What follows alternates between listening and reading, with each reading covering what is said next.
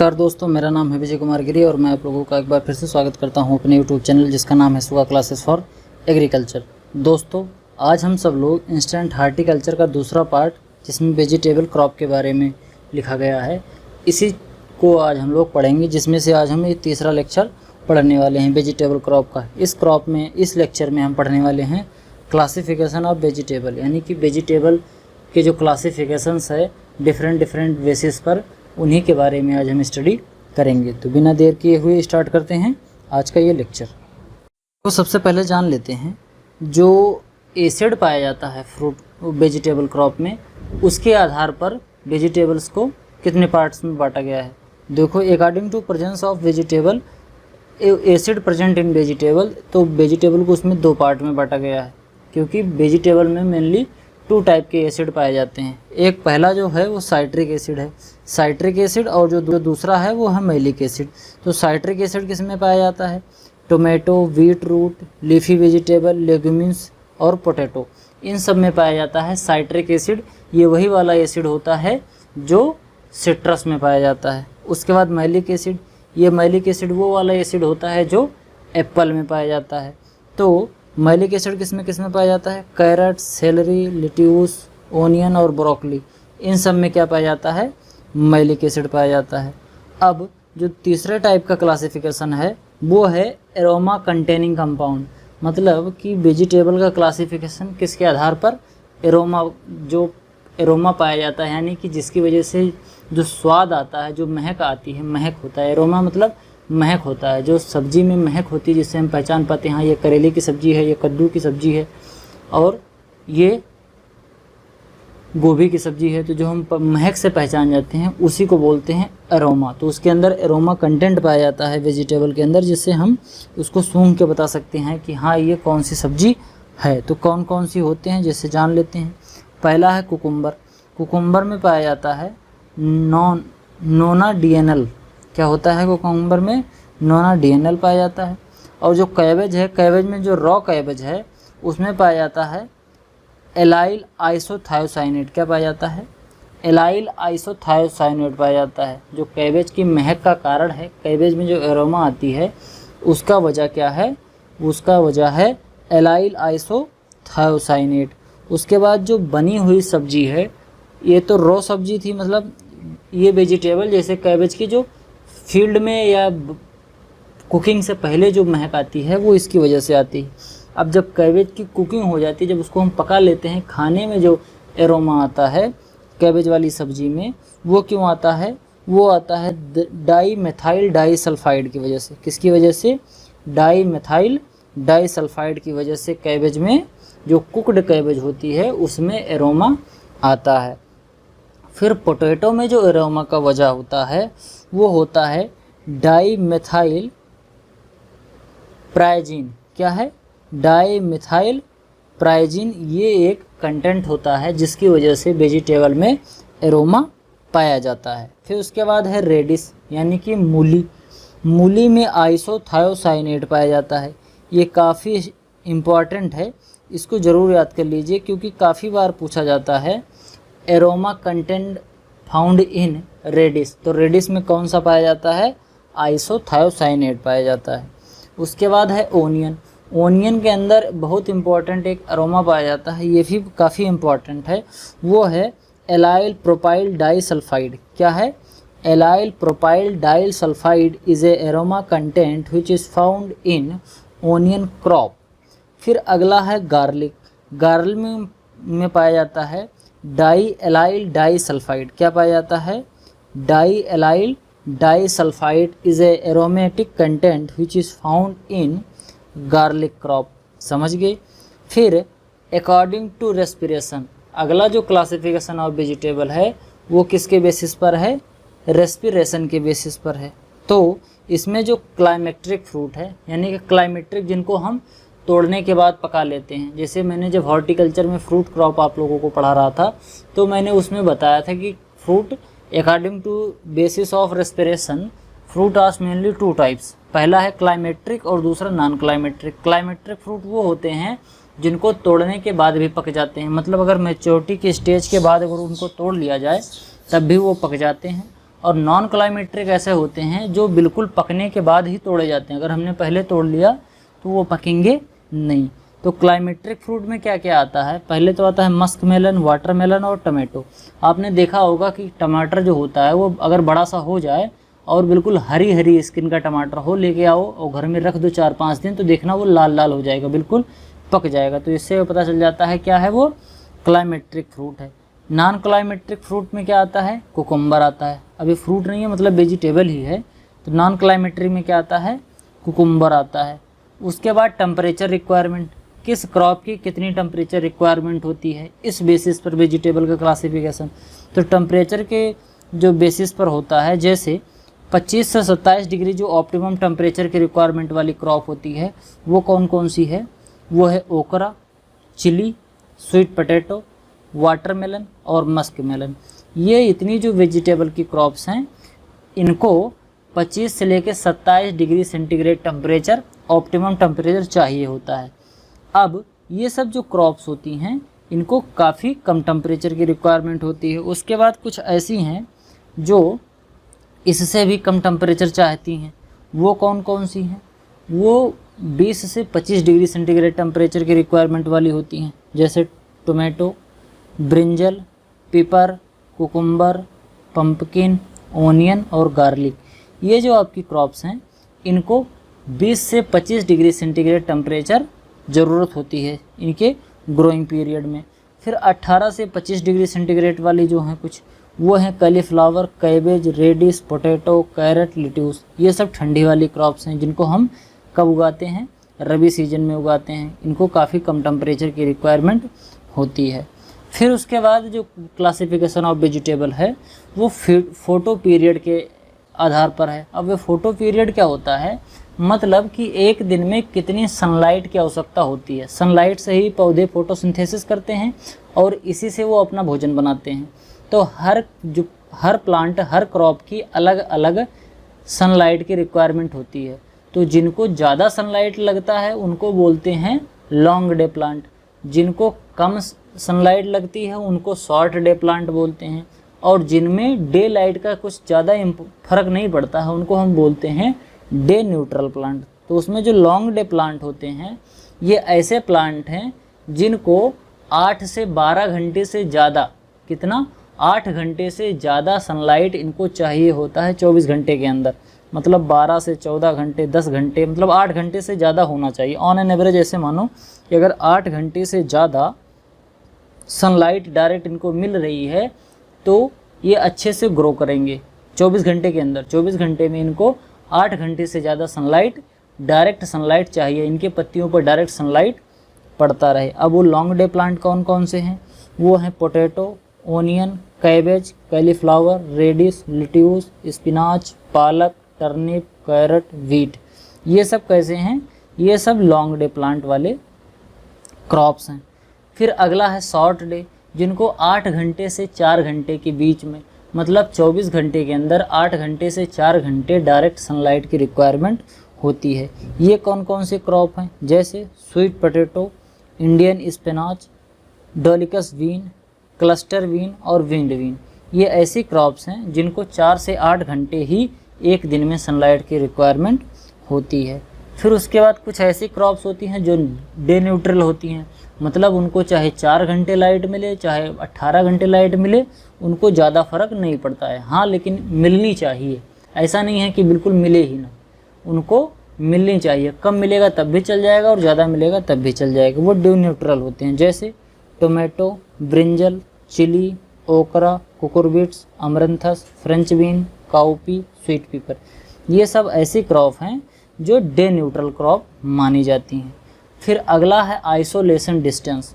Isolation distance वो होता है, देखो बात क्या होती है, जब भी पॉलिनेशन होता है, जैसे मान लो एक फ्लावर ये है और एक फ्लावर ये है, तब जब इनके अंदर पॉलिनेशन होगा तो इन दोनों के करैक्टर, इनकी जो ऑफ स्प्रिंग बनेगी, जो इनका दूसरा एक पौधा बनेगा इन दोनों के पॉलिनेशन से, उस जो दूसरी वाली ऑफ स्प्रिंग बनेगी उसमें इस वाले के भी करैक्टर रहेंगे और इस वाले के भी करैक्टर रहेंगे।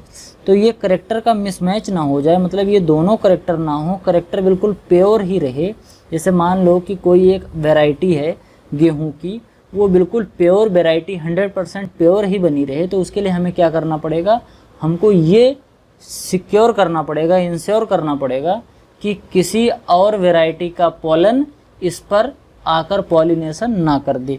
तो इसी को मेंटेन करने के लिए आइसोलेशन डिस्टेंस का उपयोग किया जाता है। आइसोलेशन डिस्टेंस का मतलब होता है कि जैसे मान लो मैंने गेहूं की एक क्रॉप यहाँ पर लगाई है, अब दूसरी क्रॉप हम गेहूं की कितनी दूर लगाएं कि जिससे इन दोनों के बीच में पॉलिनेशन ना हो पाए, इन दोनों के जो एंथर हैं वो उड़ के यहाँ ना जा पाएँ और यहाँ वाले यहाँ ना आ पाएँ, जिससे वर्ड संकर या हाइब्रिडाइजेशन वाली प्रक्रिया ना होने पाए।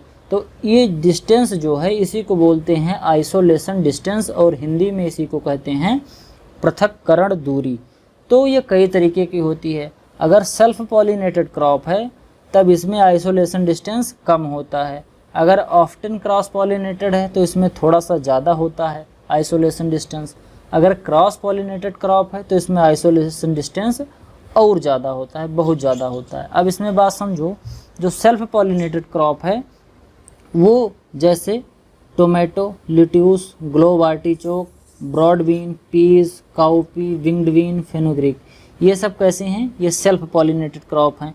इनमें अगर हमको फाउंडेशन सीड चाहिए होगा तो 50 मीटर की डिस्टेंस, और अगर सर्टिफाइड सीड चाहिए तो 25 मीटर की डिस्टेंस, क्योंकि ये जो फाउंडेशन सीड होता है इसकी जेनेटिक प्योरिटी बहुत ज़्यादा होती है। मतलब इसमें जो पॉलिनेशन का चांस है वो बहुत कम होता है, मतलब कम से कम 50 मीटर दूरी होनी चाहिए। सर्टिफाइड सीड की जो प्योरिटी होती है वो उतनी ज़्यादा नहीं होती है। जैसे फाउंडेशन सीड जो होता है इसकी जो प्योरिटी होती है वो 99% से प्लस होती है, 99% से ज़्यादा प्योर होता है, जबकि ये 97% से ज़्यादा प्योर होता है। तो इसी वजह से इसकी थोड़ी सी कम रखी जाती है। ये जो आइसोलेशन डिस्टेंस है ये मिनिमम है, मतलब अगर फाउंडेशन सीड चाहिए इन क्रॉप की तो आइसोलेशन डिस्टेंस कम से कम 50 होना चाहिए, और अगर सर्टिफाइड सीड लेना है तो कम से कम 25 सेंटीमीटर की डिस्टेंस 25 मीटर की डिस्टेंस होनी चाहिए। ये डिस्टेंस जो दिया गया है ये सब मीटर में दिया गया है। अगर इन क्रॉप की हमको सर्टिफाइड सीड चाहिए तो कम से कम 25 मीटर की डिस्टेंस होनी चाहिए एक प्लांट से एक वैरायटी की क्रॉप से दूसरी वैरायटी। जैसे मान लो यहाँ एक मटर लगा है, यहाँ मटर लगा है, तो इन दोनों के बीच में कम से कम 25 मीटर का डिस्टेंस होना चाहिए। अगर मैंने बीच में कभी सेंटीमीटर बोल दिया हो तो उसको आप निगलेक्ट कर दीजिएगा, सेंटीमीटर नहीं है मीटर ही है, कभी कभी फ्लो में बोलने पर गड़बड़ हो जाता है।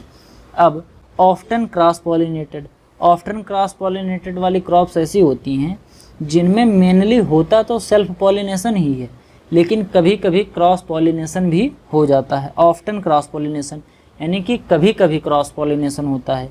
वो कौन कौन सी क्रॉप होती है, जैसे ओकरा, ब्रिंजल, चिली, लीमा बीन, ये सब क्रॉपें कैसी हैं, ये सब क्रॉप ऑफ्टन क्रॉस पॉलिनेटेड वाली क्रॉप्स होती हैं।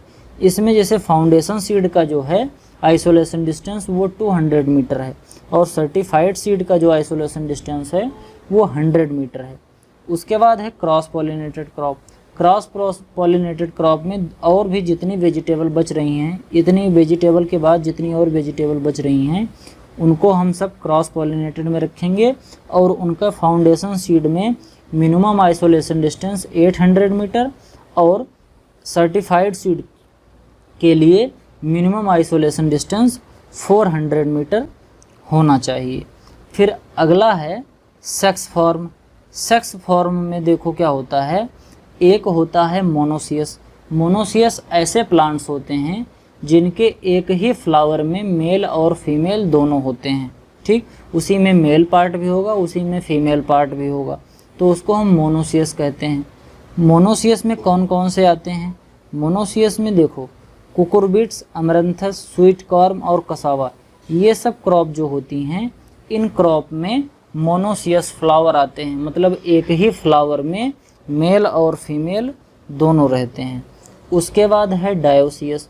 डायोसियस में जो फ्लावर होते हैं उसमें मेल पार्ट अलग जगह पर और फीमेल पार्ट अलग जगह पर, मेल यहाँ होगा फीमेल यहाँ होगा, मतलब दोनों अलग अलग फ्लावर पर लगते हैं, तो उसको हम क्या बोलते हैं, डायोसियस बोलते हैं। अब डायोसियस कौन कौन सी क्रॉप में पाया जाता है? पॉइंटेड गार्ड में, स्केल्टर्ड गार्ड में, स्पाइन गार्ड में, एस्पैरागस, स्पिनाच, याम और बीट रूट, इन सब क्रॉप में क्या पाया जाता है? डायोसियस नेचर का सेक्स फॉर्म पाया जाता है। उसके बाद है सेप्रोफिटिक सेल्फ इनकम्पेटिबिलिटी। जब मैंने आपको फ्रूट वाली क्रॉप पढ़ाई थी तो उसमें स्टार्टिंग वाले जो कुछ लेक्चर थे उसमें मैंने सेल्फ इनकम्पेटिबिलिटी दो तरीके की होती है दोनों को बताया था। एक होती है स्पोरोफिटिक सेल्फ इनकम्पेटिबिलिटी, एक होती है गैमेटोफिटिक सेल्फ इनकम्पेटिबिलिटी।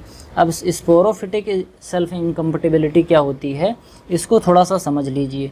इसमें क्या होता है, जैसे मान लो कि यहाँ पर एक मेल है और यहाँ पर एक फीमेल है। अब ये वाला मेल जब आया यहाँ पर, ठीक, इस फीमेल के, तो फीमेल में आएगा तो यहाँ क्या होगा? फर्टिलाइजेशन होगा। अगर पॉलिनेशन हो गया तो फर्टिलाइजेशन होगा। लेकिन जो ये मेल वाला स्पोर आया है, जो पॉलन आया है, वो इस फीमेल वाले पे फ्लावर पे जर्मिनेट नहीं होगा, और जर्मिनेट नहीं होगा तो फर्टिलाइजेशन नहीं होगा, और अगर फर्टिलाइजेशन नहीं होगा तो फ्रूट का डेवलपमेंट नहीं होगा। तो ये क्यों हो रहा है? क्योंकि स्पोरोफिटिक यानी कि जो स्पोर हैं वो सेल्फ इनकम्पेटिबल हैं। वो क्या हैं? सेल्फ इनकम्पेटिबल हैं। वो अपने ही फ्लावर के मेल और फीमेल पार्ट को क्या कर रहे हैं? एक दूसरे पर पॉलिनेशन नहीं कर पा रहे हैं। जैसे मान लो एक ही ये फ्लावर है, एक क्या है? एक फ्लावर है। ये कौन सा है? ये मेल पार्ट है, और उसी फ्लावर का ये फीमेल पार्ट है। तो इसका जब एंथर यहाँ जाएगा तो क्योंकि ये एंथर काम का नहीं है, ये कैसा है? काम का नहीं है, तो यहाँ पर जाके इसको फर्टाइल नहीं कर पाएगा इस फीमेल वाले पार्ट को, तो जिससे इसमें पॉलिनेशन सही से नहीं होगा, फर्टिलाइजेशन नहीं होगा और फ्रूट का डेवलपमेंट नहीं होगा। तो ये होता है स्पोरोफिटिक सेल्फ इनकम्पेटिबिलिटी। अगर आपको अभी भी नहीं समझ में आया हो तो मैं आपसे कहना चाहूँगा कि आप जाइए जो इंस्टेंट हार्टिकल्चर की जो फ्रूट वाली जो मैंने लेक्चर पढ़ाया है उसमें आगे के जो कुछ लेक्चर हैं उसको आप देख लीजिए, उसमें मैंने और डिटेल में समझाया है। तो ये स्पोरोफिटिक हो गया। अब स्पोरोफिटिक टाइप सेल्फ इनकम्पेटिबिलिटी किस में पाई जाती है? वो पाई जाती है कोल क्रॉप में, रेडिश, टर्निप और वीट, इन सब में पाई जाती है गैमेटोफिटिक सेल्फ इनकम्पेटिबिलिटी। अब है इस स्पोरोफिटिक सेल्फ इनकम्पेटिबिलिटी। अब अगला है गैमेटोफिटिक सेल्फ इनकम्पेटिबिलिटी। इसमें क्या होता है कि मेल और फीमेल, जैसे मान लो ये फ्लावर है, एक ही फ्लावर का ये कौन सा पार्ट है? ये मेल है और ये फीमेल है। ये एक ही फ्लावर की बात बता रहा हूँ क्योंकि ये सेल्फ इनकम्पेटिबिलिटी की जब हम बात कर रहे होते हैं तब किसी एक ही फ्लावर की बात कर रहे होते हैं। इसका मेल का तो पार्ट यहाँ चला आएगा और यहाँ आके क्या हो जाएगा? जर्मिनेट भी हो जाएगा, जर्मिनेट होके ओवरी के पास पहुँच जाएगा, लेकिन यहाँ आके गैमेट का फॉर्मेशन नहीं करेगा। ठीक, तो जब ये गैमेट नहीं बनाएगा मतलब युग्मज नहीं बनाएगा, तो युग्मज नहीं बनाएगा तो क्या होगा कि फ्रूट नहीं बनेगा, नया प्लांट डेवलप नहीं होगा, फ्रूट नहीं बन पाएगा, यहाँ सीड नहीं बन पाएगा। तो जब सीड ही नहीं बनेगा तो इस टाइप की जो सेल्फ इनकम्पेटिबिलिटी होती है वो गैमेट ना बनने की वजह से होती है। इसी वजह से इसको बोलते हैं गैमेटोफिटिक सेल्फ इनकम्पेटिबिलिटी। ये पाया जाता है टमाटर में। उसके बाद है मेल स्टेरिलिटी, जिसमें मेल जो पार्ट होता है फ्लावर का वो स्टेराइल होता है, मतलब बिना काम का होता है, वो पॉलन कर ही नहीं पाता है। तो मेल स्टेरिलिटी किस में पाई जाती है? टोमेटो में, ब्रिंजल, चिली, ओनियन, कैरेट और स्वीट पोटैटो, इन सब में क्या पाया जाता है? Male sterility. मतलब जो मेल पार्ट होता है वो स्टेराइल होता है, मतलब ये काम का नहीं होता है, जर्मिनेशन नहीं कर पाता है, मतलब पॉलिनेशन नहीं कर पाता है, फर्टिलाइजेशन नहीं हो पाता है।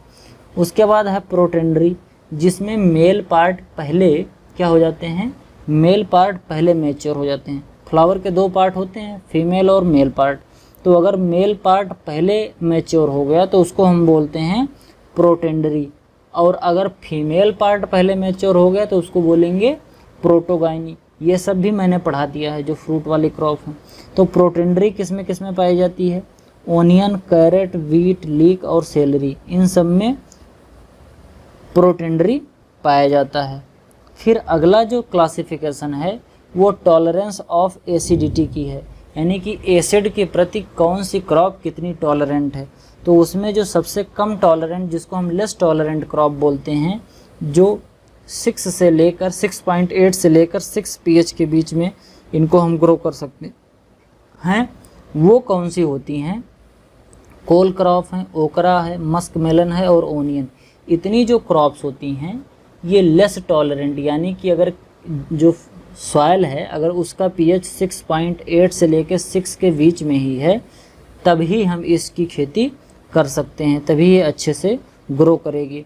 फिर उसके बाद है मॉडरेट टाइप का। मॉडरेट एसिडिटी के प्रति जो टॉलरेंट है वो कौन कौन सा है? वो है 6.8 से लेके 5.5 के pH के बीच में जिसकी खेती कर सकते हैं, मतलब ब्रिंजल, चिली और टमाटो। उसके बाद है हाईली टॉलरेंट, ये ज़्यादा इम्पॉर्टेंट होता है, इसको अच्छे से याद कर लेना। हाईली टॉलरेंट क्रॉप कौन कौन सी होती हैं?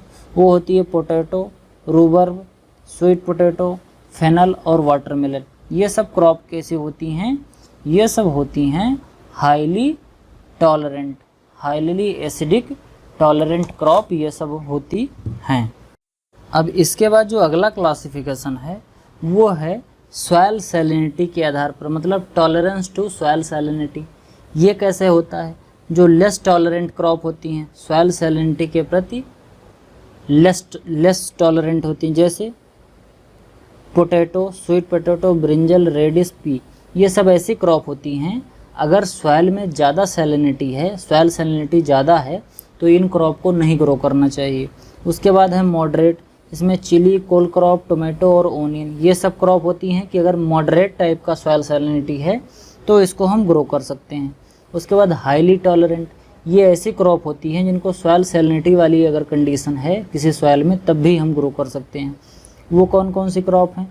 वो हैं बिटर गार्ड, एस गार्ड, पालक, टर्निप, लेट्यूस, वीट और फ्रेंच बीन। ये सब ऐसी क्रॉप्स हैं जिनको हम सॉइल सैलिनिटी वाली सॉइल में भी ग्रो कर सकते हैं।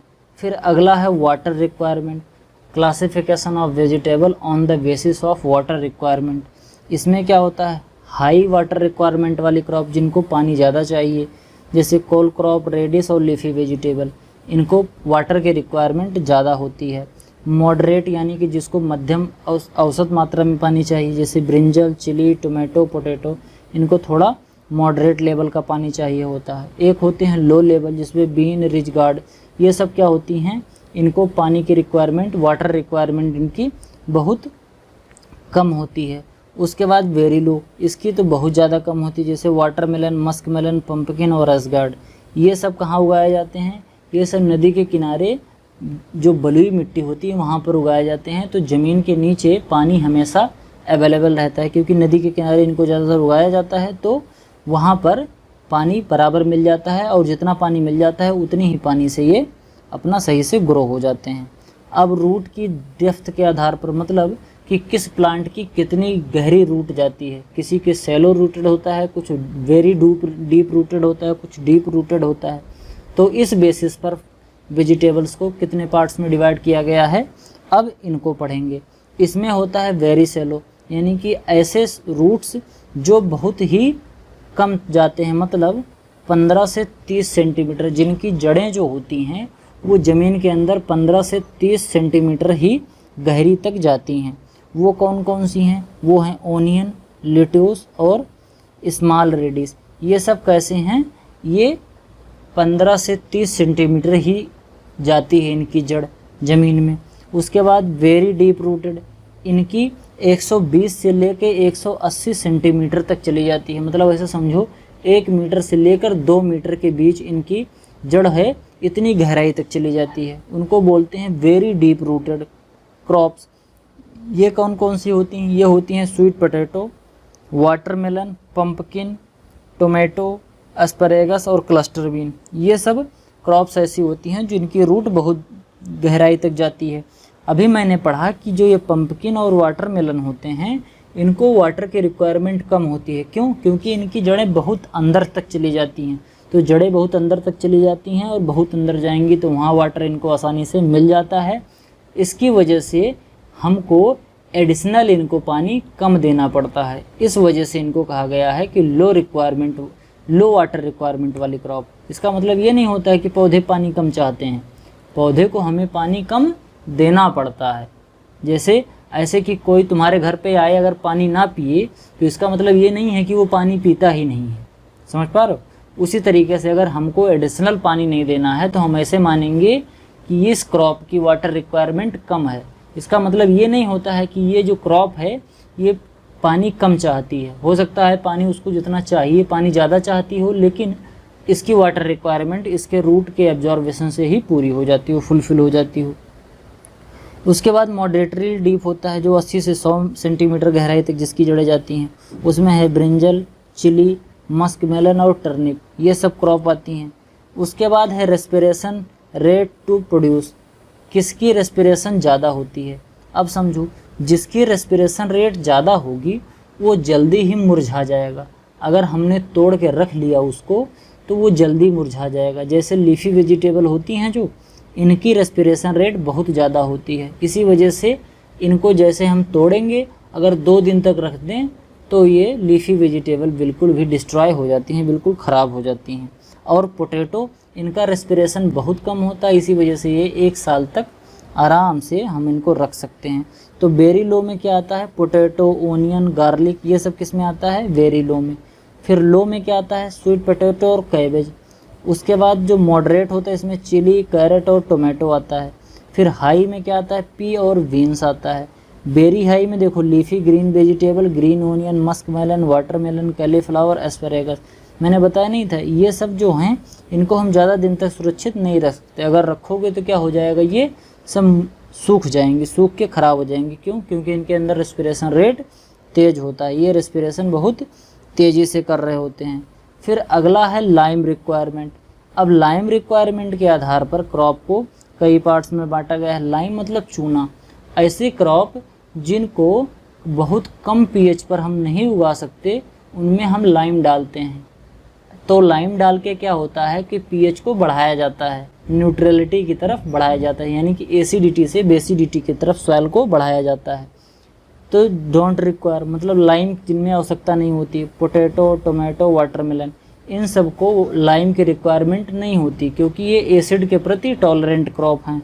कुछ में हल्का डालना पड़ता है लाइम, जैसे कैरेट, पी और कुकुम्बर, इसमें डाला जा सकता है। अगर सॉइल की पीएच कम है, एसिडिक सॉइल है तो हम डाल सकते हैं। कुछ में जैसे ब्रिंजल, कैबेज और कैलीफ्लावर, इसमें थोड़ा ज़्यादा रिक्वायरमेंट होती है अगर एसिडिक सॉइल है। बहुत हाई चिली, ओनियन, स्पिनाच, लिट्यूस, इसमें लाइम की रिक्वायरमेंट थोड़ी और ज़्यादा होती है। अगर कब? जब एसिडिक सॉइल होगा। ये सब कंडीशन लाइम की रिक्वायरमेंट कब होती है? लाइम की रिक्वायरमेंट तभी होगी जब सॉइल एसिडिक होगा, क्योंकि एसिडिक सॉइल को सुधारने के लिए ही लाइम डाला जाता है, चूना डाला जाता है। फिर अगला है ट्रांसप्लांटिंग, ईजिली टू ट्रांसप्लांटिंग, जिनको हम बहुत ईजिली ट्रांसप्लांट कर सकते हैं, जैसे ब्रिंजल, टोमेटो, लिट्यूस और कोलक्रॉप। ये ऐसी क्रॉप्स होती हैं जिनको हम बहुत आसानी से ट्रांसप्लांट कर सकते हैं। एक जगह से दूसरी जगह ट्रांसप्लांटिंग करने में ज़्यादा दिक्कत नहीं होती है। जिनको हम ट्रांसप्लांटिंग में ज़्यादा केयर की आवश्यकता पड़ती है, जैसे ओनियन, चिली और सेलरी, इनकी ट्रांसप्लांटिंग को थोड़ा ध्यान से करना पड़ता है, नहीं तो पौधे ट्रांसप्लांटिंग के समय डेड हो सकते हैं। फिर जिनको हम ट्रांसप्लांट नहीं कर सकते, जैसे okra, bean, peas, cucumber, turnip, amaranthus, fenugreek, इनको हम सीड की सोइंग कर देंगे और वहीं जर्मिनेट हो जाएंगी। इनकी हम ट्रांसप्लांटिंग नहीं करते हैं। तो आज के लिए केवल इतना ही। अगर आपको वीडियो पसंद आया हो, मेरा एफर्ट आपको अच्छा लग रहा हो तो वीडियो को लाइक करें। मिलते हैं किसी अन्य वीडियो में, तब तक इजाज़त दीजिए। धन्यवाद।